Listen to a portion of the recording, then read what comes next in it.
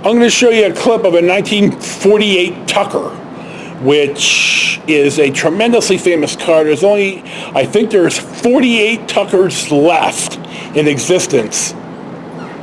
I think they built 51. I'm not exactly sure, but there weren't many made, and they're worth $1 million or $2 million a piece.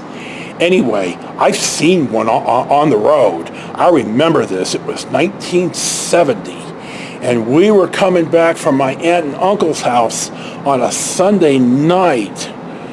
They lived in El Cerritos, and we were driving back on 80, and we were right on 80 in Berkeley where the Sherwin-Williams paint factory used to be. In fact, the big lit neon sign with the paint pouring was a Bay Area icon for decades. Anyway, we're in the number 3 lane, and I'm 10 and I remember this, or 9. And there's a Tucker in the number 2 lane with his headlights on. Now remember that the Tucker had a headlight in the middle of the hood that I believe turned when you turned the wheel. Anyway, he had 3 headlights on. So I asked my dad, hey, this car has 3 headlights. And he explained, yeah, it's a Tucker.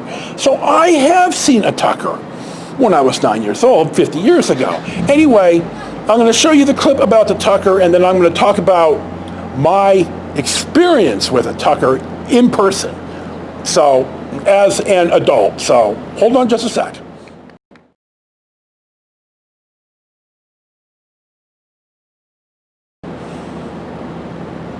Now, some of the film Tucker, starring Jeff Bridges, was filmed in Oakland, in downtown Oakland. Kind of sort of more in between true downtown and uptown.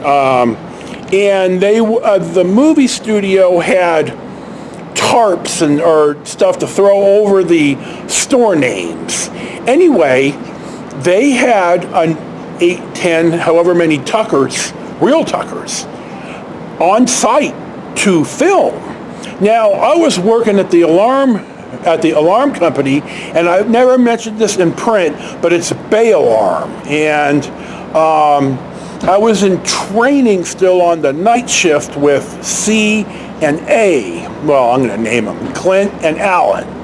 And I was riding with Clint. He was the more senior guy, so we go down there, just to kind of take a look, and we get out, and they have private security, but they also have OPD down there for security.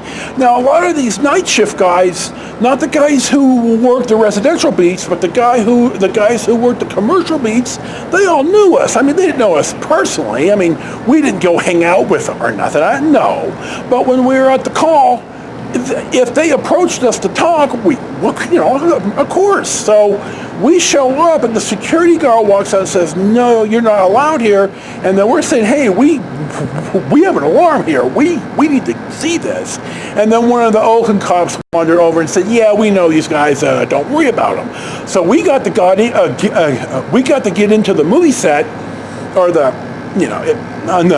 obviously they're not filming at 2 o'clock in the morning, but and we got to go into the lot where the Tuckers were, and it was way cool. And they had some other stuff. And we walked on the Broadway, and we were there about 10 minutes, and we figured, okay, we don't want to wear out our welcome with OPD. So I've seen Tuckers in person, a bunch of them. So I like the movie Tucker. It's just a shame.